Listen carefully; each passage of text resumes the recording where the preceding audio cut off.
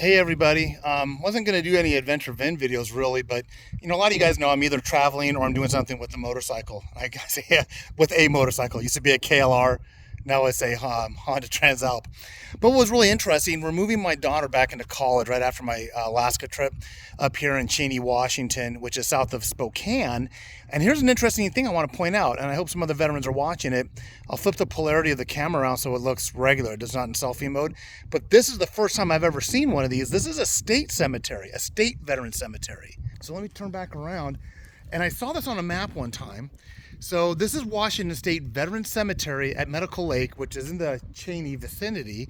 And the interesting thing about it is that, so we all, not we all, but most of us know that the state of Washington becomes a state in 1889. This is really, really nice. But what a lot of us know is that we have burial rights, as a veteran, or anybody as a veteran, at the national cemeteries. But this is a state cemetery, and I've never been to one.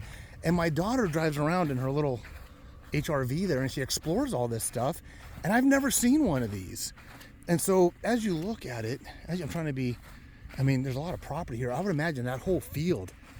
But I think you have to. Now, this is not just like state, army, or guard. These are all veterans here. But I do obviously believe you have to be a resident of the state. And I'm not saying that, I don't know if any other state has it.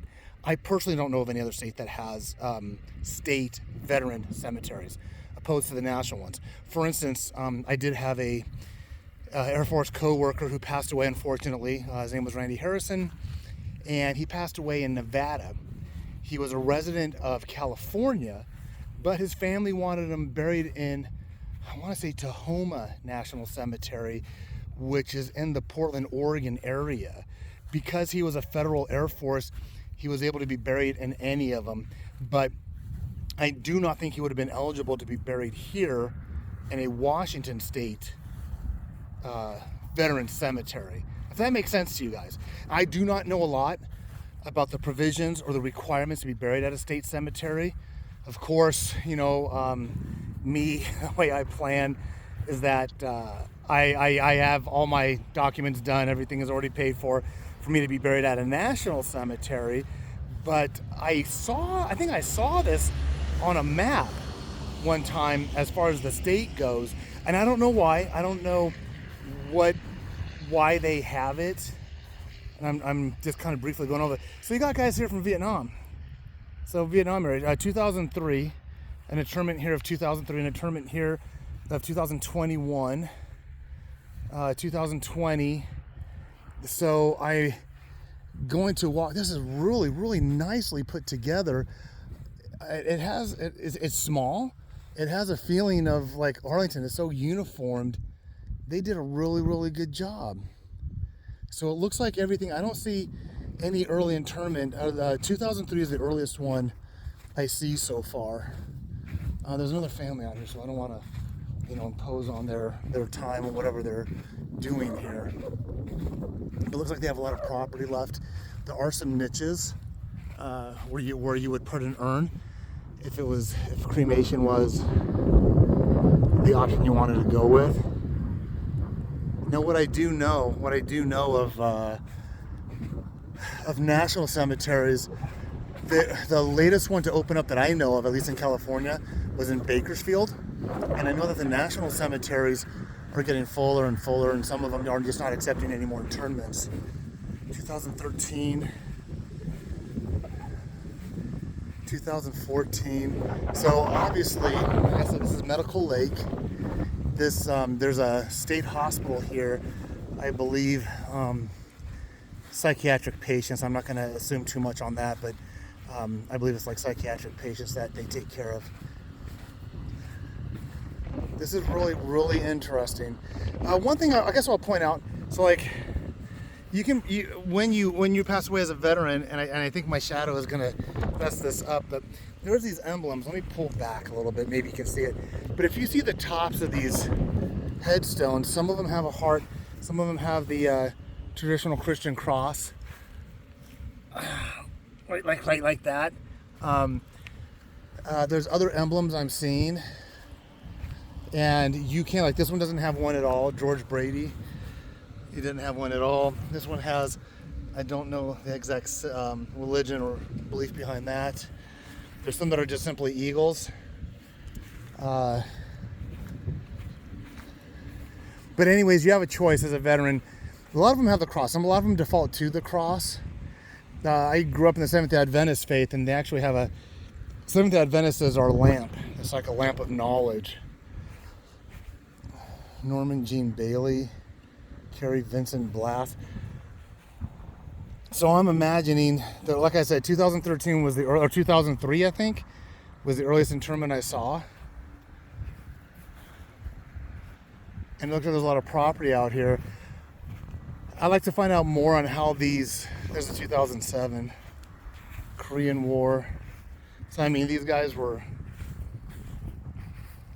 you know, the sun's behind me. So, this is interesting. So here, if you see, some of them have inscriptions on the back, and they're probably the spouse of. So Donald Peter Walsrop, U.S. Air Force, he was in Korea. And this must have been his wife, because they can stack them. Yeah, so it looks like the wife engraving is going on the back of the stones. Now, if the marker was on the ground, square, I've seen those at Riverside National, and they just make the marker, they just split the information on the marker that's placed on flat on the ground.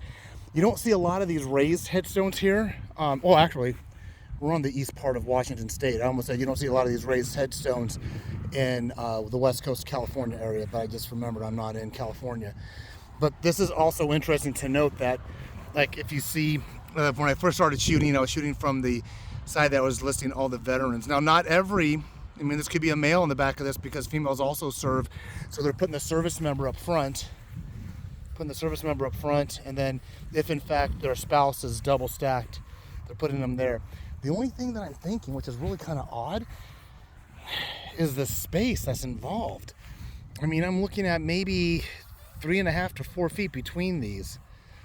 I mean, I can spread my legs foot to foot. I don't know, 3.5, 4 foot. We all know, you know, average casket is like 6.5, 7 feet, I think, for the casket. So I don't know how these are arranged. That's just really odd. I mean, are they all urns maybe? And they decided to do it this way? I don't know. But that is looks like that's too short of a distance. Unless the marker's like no, it can't be that way either. I don't know. This is really throwing me as far as dimension-wise goes on how this is done. So I don't see, so every cemetery, by the way, will have a niche option. So you got the niches, and they'll have a headstone option for traditional, but and there's more over on that side. So this looks fairly new. Look very new. I mean, you don't see that many here. I'm gonna go over to the niches really quick. But what I was going to say is that you don't have two different ways of the ground. Either they're gonna be the stone, that marble coming up, or it's gonna be a plaque going down. So and there's a plaque here. Let me see if, okay, there's nobody in this car. Let me see what it says here. Attention visitors, we welcome you to the hallowed grounds. To preserve the dignity, beauty, and serenity of the cemetery, we ask that you observe the cemetery restrictions. Thank you for your operation. Following are prohibited: any form of sports, recreation, jogging, picnicking, littering, cutting, breaking, entering the trees, pets on property, smoking. Okay, so it's just some common sense, respectful things. Okay, so here are the niches, which wasn't prevalent or common 10 years ago. There weren't a lot of. Matter of fact, I don't think that the government paid for cremations. There's a Jewish star. It'd be funny if I saw one of the Adventist symbols. It's a lamp. I don't know what that one is. So 2000. So this, I can look it up online, or you guys can also.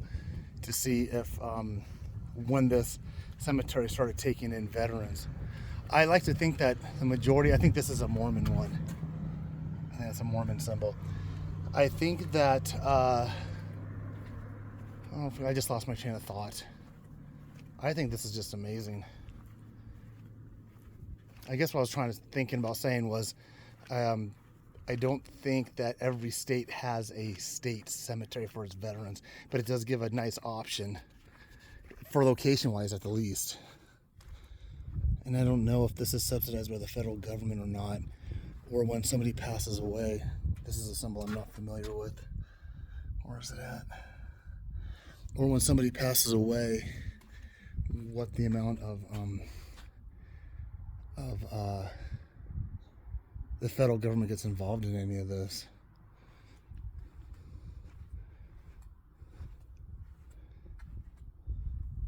Yeah, I don't see anything earlier than the 2000s.